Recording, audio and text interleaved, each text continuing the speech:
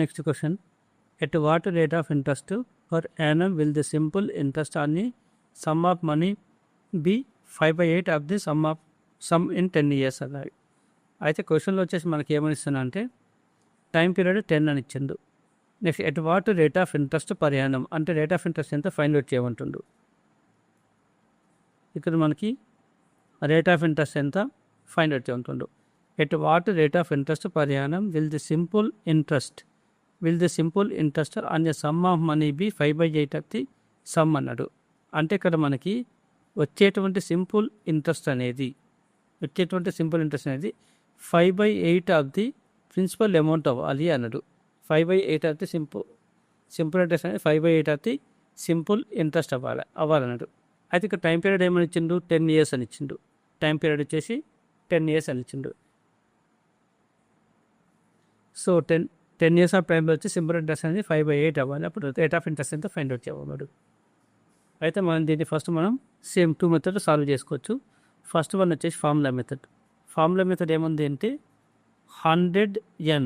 ఇక్కడ మనకి ఇక్కడ మనం డిస్కస్ చేసింది వచ్చేసి ఇంట్రెస్ట్ గురించి కాబట్టి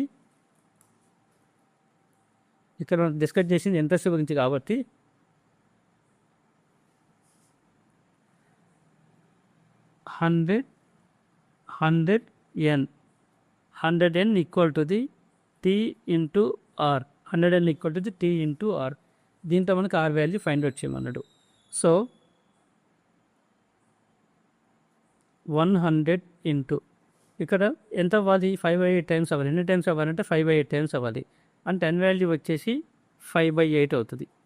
n వాల్యూ వచ్చేసి 5/8 is equal to the time period ఎంత అన్నాడు, 10 అన్నాడు. టైం పీరియడ్ వచ్చేసి 10, రేట్ ఆఫ్ ఇంట్రెస్ట్ వచ్చేసి ఆర్ అన్నాడు.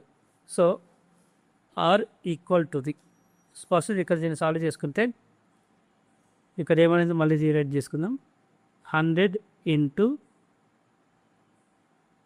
5/8 is equal to the 10 into R. So 4 2 8, 4 into 25 అంటే ఇక్కడ ఏమవుతుంది, 25 ఇంటూ 5 డివైడ్ విత్ 2 ఇంటూ ఇక్కడ 10 న్యూమరేటర్లో ఉంది. సో ఇట్ వస్తే డినామినేటర్ అవుతుంది. ఈజ్ ఈక్వల్ టు ఆర్ అవుతుంది. సో దీని ప్రకారం మనం ఏమని రాసుకోవచ్చు,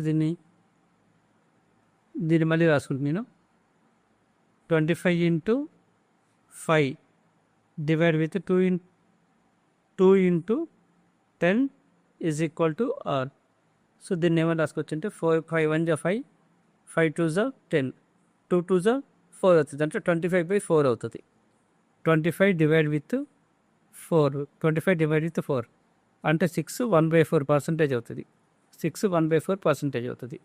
సో నెక్స్ట్ ఏం చేద్దాం మనం, ఫార్ములా మెథడ్లో కాకుండా అంటే సెకండ్ మెథడ్. ఫార్ములా మెథడ్కి వస్తుంది జనరల్ మెథడ్ తీసుకుంటే ఆల్రెడీ ఇక్కడ నేను ఒక రిలేషన్ రాసుకున్నాను.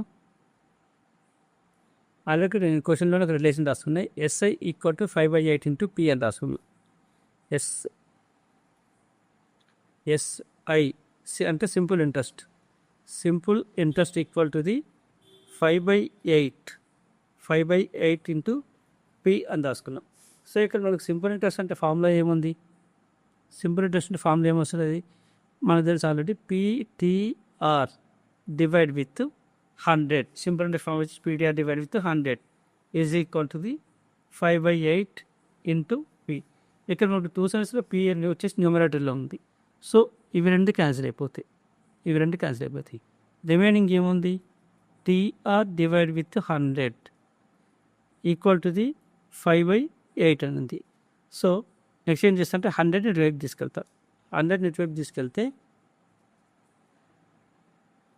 నెక్స్ట్ ఏం చేస్తాను, T వాల్యూ సబ్స్టిట్యూట్ చేసుకుంటా. T వాల్యూ ఏమన్నాడు, 10 years అన్నాడు. అంటే 10R divide with 100 is equal to 5/8.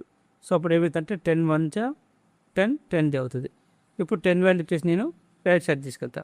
10 ఇక్కడ డినామినేటర్ ఉంది, అటు వస్తే న్యూమరేటర్కి వస్తుంది. So R equal to the 5/8 into 10 అవుతుంది. సో దీన్ని మళ్ళీ సాల్వ్ చేసుకుంటే